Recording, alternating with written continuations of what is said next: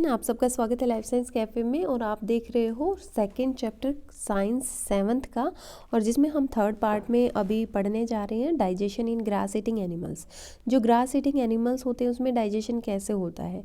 जो बच्चे जो ध्यान से ऑब्जर्व करते हैं एनिमल्स को या नेचर को, उनको पता है कि जो भी एनिमल्स हैं जैसे काऊ है या बफेलो है, वो एक बार में सारा चारा अपने पेट के अंदर डाल लेती हैं और उसके बाद जब वो आराम से बैठती हैं तो अपने मुंह को चलाती रहती है। It means at that time they are doing their digestion. ठीक है। Grass eating animals chewing continuously see even when they are not eating. आपने देखा ही होगा कि वो आराम से बैठी बैठी क्या करती है, अपना खाना चबाती रहती हैं जब वो खा नहीं रही होती है। ठीक है।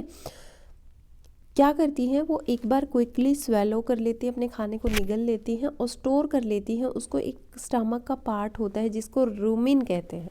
ठीक है, रूमिन में स्टोर कर लेती हैं वो।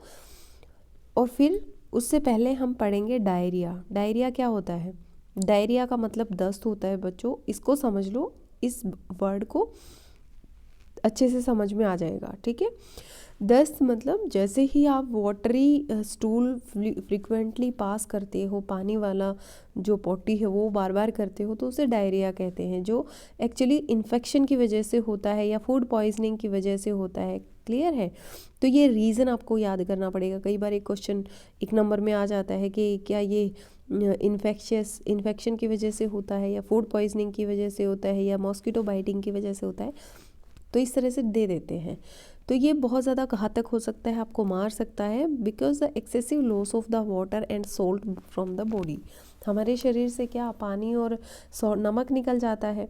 Patient should be given plenty of boiled and cooled water, pinch of salt and sugar dissolved in it। अगर किसी को भी डायरिया हो जाता है, सपोज हम ऐसी जगह पे हैं जहाँ पे कुछ भी अवेलेबल नहीं है, ना ही हमारे पास मेडिसिन है, ना ही हमारे पास डॉक्टर है, ना ही हम किसी से कंसल्ट करते हैं, तो क्योंकि आप 7th क्लास में हो, जिम्मेदार बच्चे हो, आपको पता होना चाहिए कि पानी को गर्म करो, उसे ठंडा करो, उसमें चीनी और नमक का घोल डालो, जब तक कि आप कोई दूसरा अरेंजमेंट नहीं कर सकते।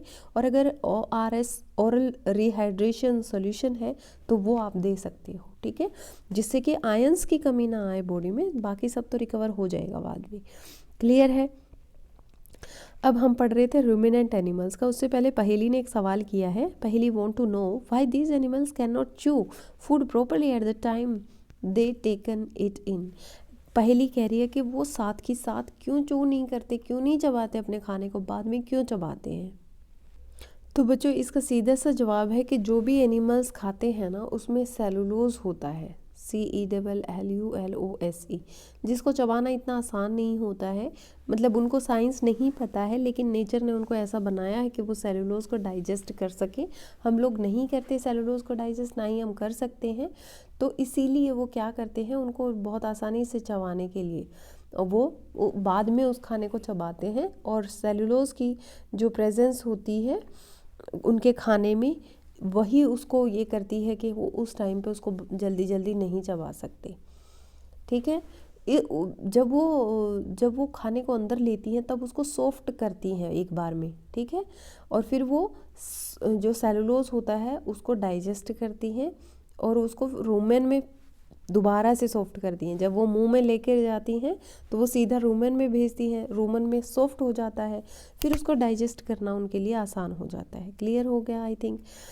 अब Boojho want to know why we can not digest cellulose like cattle do. क्योंकि कैटल्स के पेट में जो होता है ना, उसको चबाने के लिए बैक्टीरिया प्रेजेंट होते हैं जो कि हमारे पेट में नहीं होते।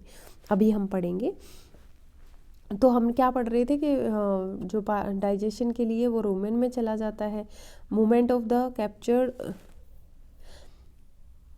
एक सेकेंड बच्चों, एक सेकेंड, कुछ गड़बड़ है।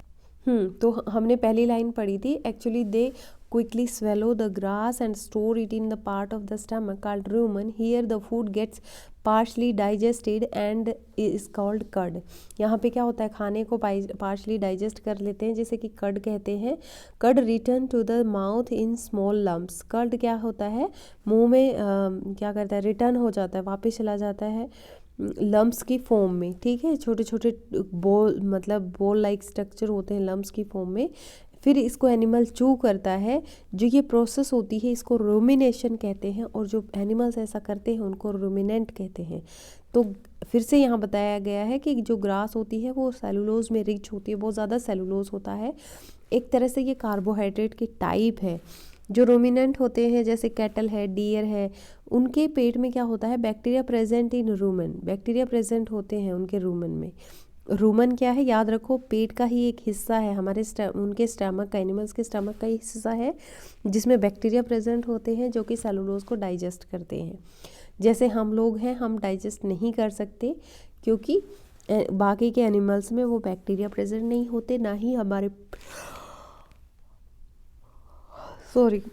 रूमन होता है हमारे पास, ना ही सॉफ्ट कर सकते हैं हम उसे, ना ही बैक्टीरिया डाइजेस्ट कर सकते हैं। ये सारे रीज़न है।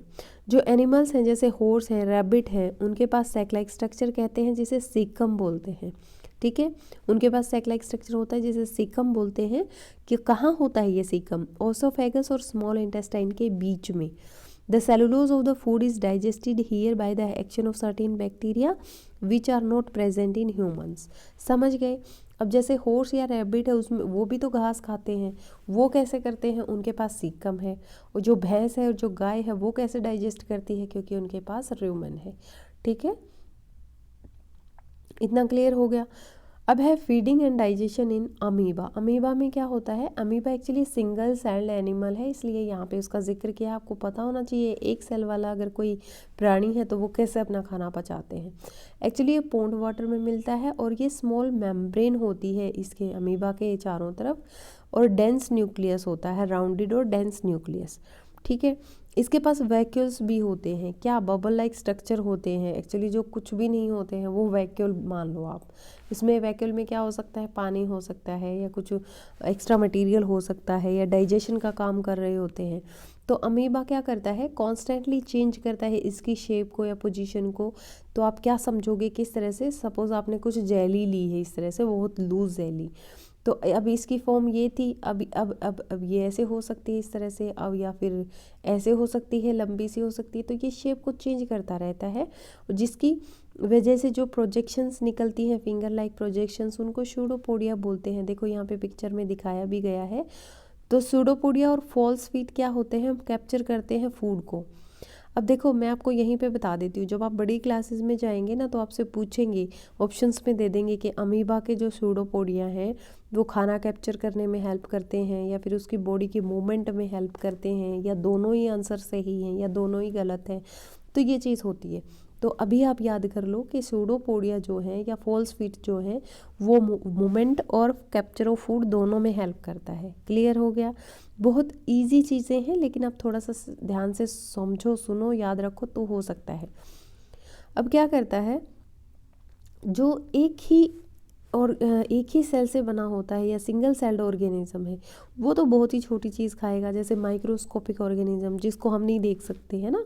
It sense food, it pushes its pseudopodia around the food particle and engulf it, जो the food become trapped in the food vacuole.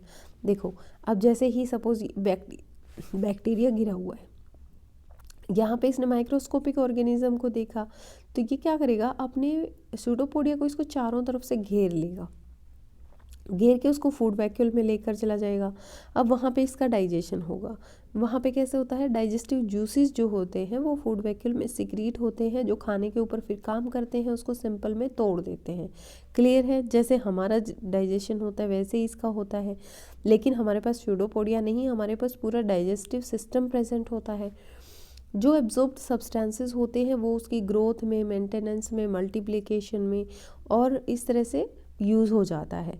अब अनडाइजेस्टेड रेजिड्यू है, जो बचा हुआ मटेरियल है, वो वैक्यूल में स्टोर हो जाता है और फिर वैक्यूल उसको बाहर की तरफ फेंक देता है। ये डाइजेस्टिव सिस्टम होता है।